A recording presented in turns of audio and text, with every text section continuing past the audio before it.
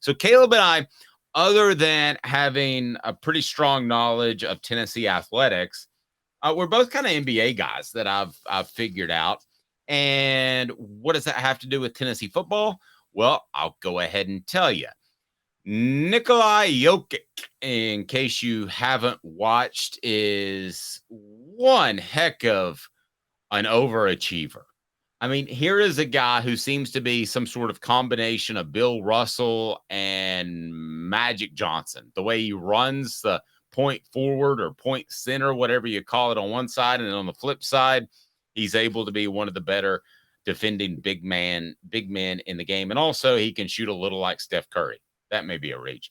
But I ask you this, Caleb Calhoun, let's not reach, because we don't have to, of players that were either mildly rated, lower rated in high school, and really hit the race running when they got to college, or were okay in college, and Tennessee athletes that went on to the pros. So why don't we do that as part of 4 Downs? 4 Downs is right now. Caleb, I'm going to lean on you to give me your thoughts of the greatest overachievers in Tennessee athletics history. It's smoky hot takes right here on Off the Hook Sports, and it's 4 Downs.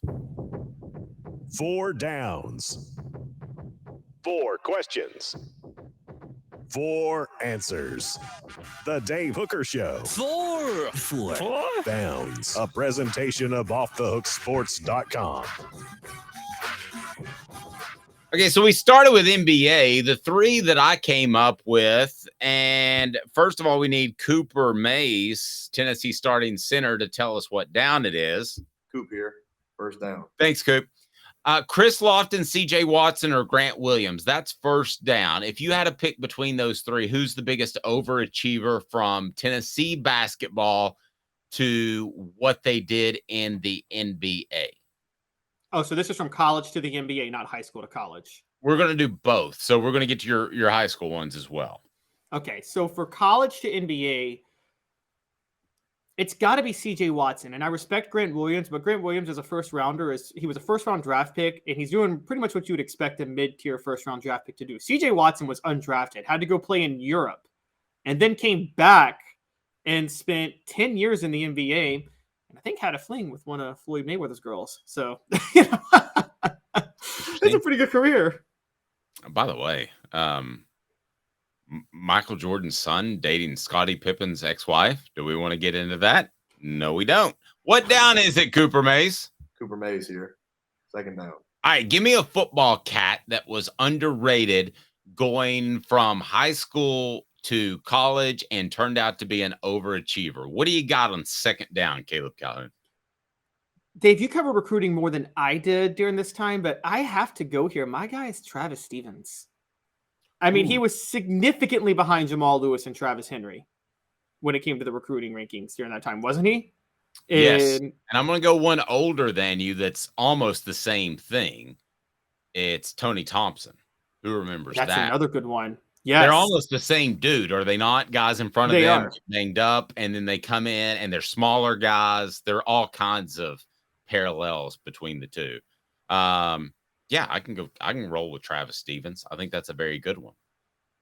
Yeah, that's totally. And remember, he redshirted in '99 because Jamal Lewis came back, and he knew he was going to be pushed out. And he wanted to make sure he had at least 1 year to himself to play, so he purposely redshirted in '99 so he could play in 2001 when he did. But Tony Thompson is a good one. He stayed, even though Chuck Webb got the nod, and Chuck Webb was a better running back, and so was Reggie Cobb. But yeah, Tony Thompson is a legend for staying. Yeah, and I've got some more that I want to throw out. The message boards lighten it up. Great job. We had one with Tobias Harris. Tobias Harris, though, was highly rated coming out of high school. I don't think he was a good fit. Now, Alvin Kamara is an interesting one, not to sidetrack, then we'll get to third down and the rest of yours.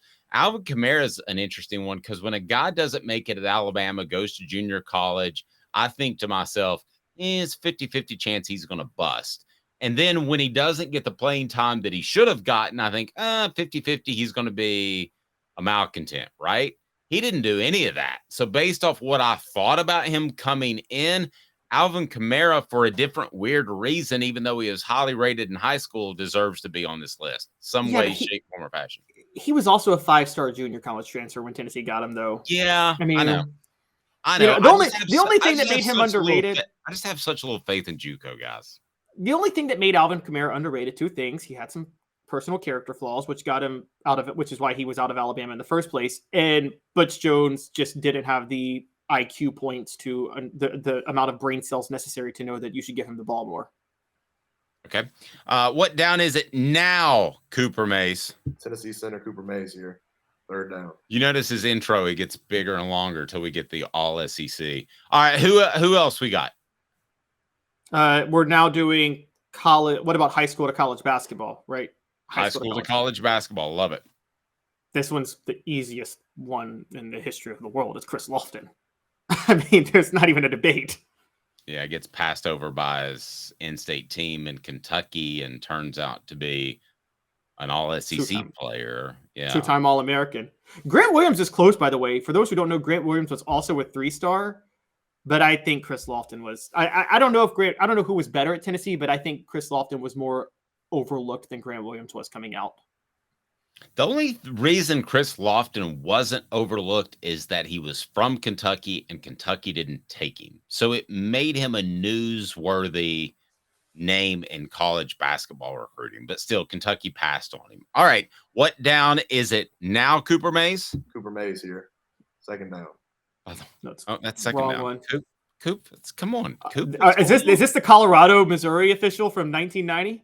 That's going on. I didn't know that you knew that game. All SEC center Cooper Mays here. Fourth down. Yes, it is fourth down. All right. So what's your ultimate example of greatest overachiever? And should Joshua Dobbs be on this list? I did not think he was going to go to the NFL and hang on for almost. We still haven't done football to NFL yet. We still haven't done college to NFL yet.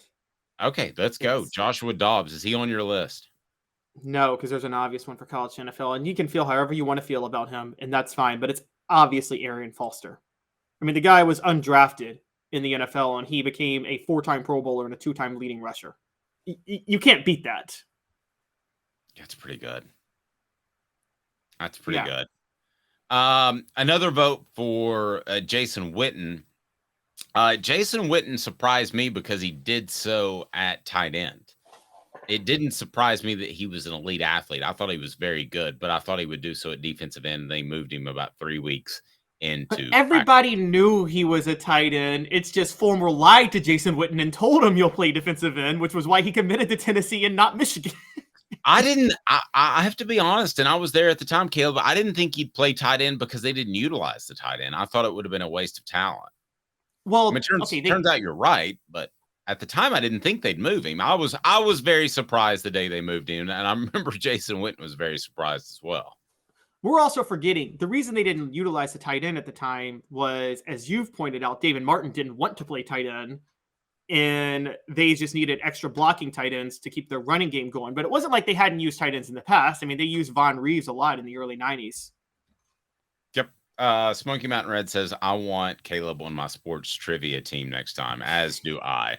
If we do Sports Jeopardy, it's what is the guy that knows everything? Caleb Calhoun.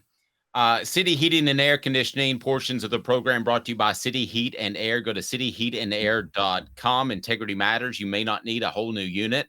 You may just need some coolant or a part. Well, they'll take care of you. So before we get to the all-time just overachiever from high school to college and then college to the pros, I remind you to go to City Heat and Air. City Heat and Air, 50 years in East Tennessee. Integrity matters. So, Caleb, the all-time high school to the University of Tennessee is the all-time overachiever. All-time. This is really, really, really tough, guys. I feel like we're missing a lot. And one college one I wanted to name was Chris White on the 1985 secondary. Great one.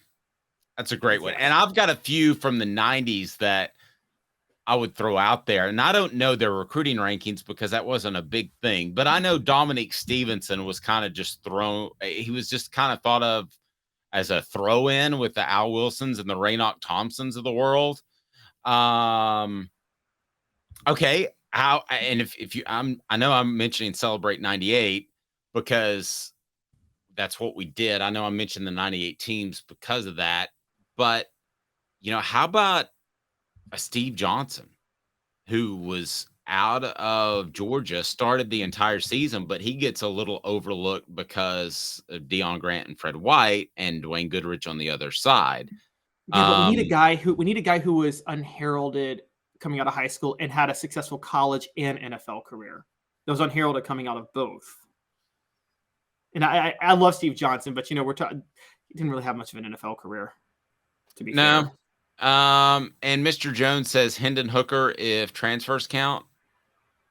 Hendon was a 4-star though coming out of high school. He was a 4-star, and most people had agreed that Hendon should have been starting over Joe Milton. That was a vanity move by Josh Heupel because he signed Joe Milton, and he did not want to believe he was wrong in who he targeted. I'm just going to say it. I'm sorry to be unfair, but it's true.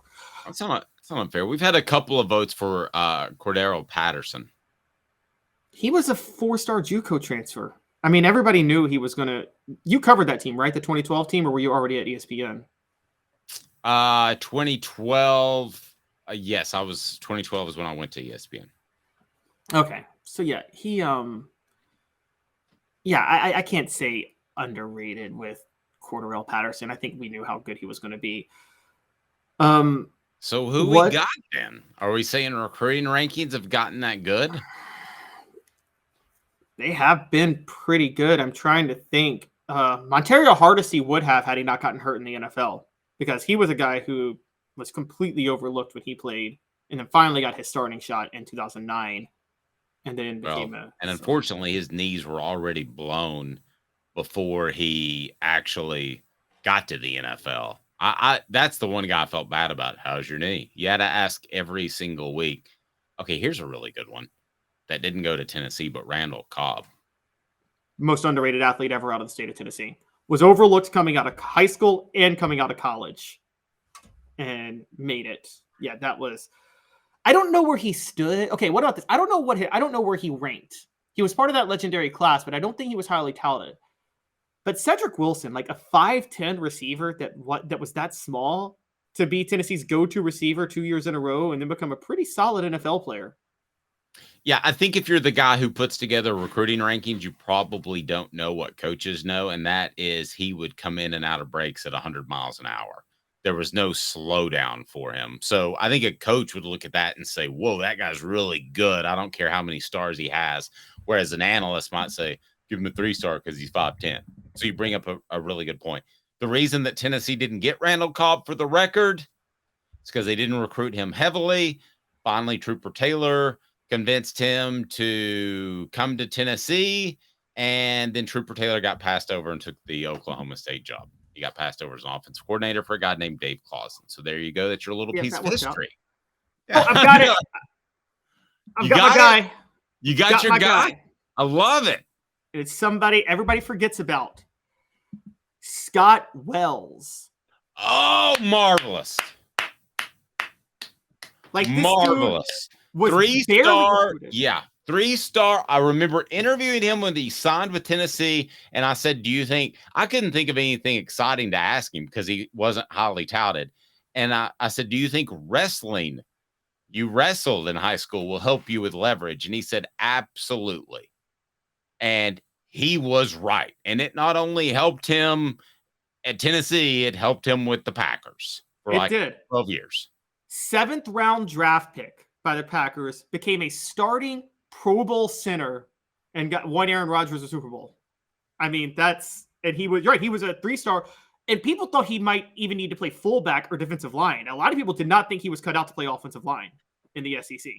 He packed every bit of muscle on a frame. If I made the list of most muscle packed on a frame of all time, that was him. I've never seen a man pack more muscle on one frame than him. All right. That's why he makes the big bucks. Caleb Calhoun comes up with Scott Wells with the clock ticking.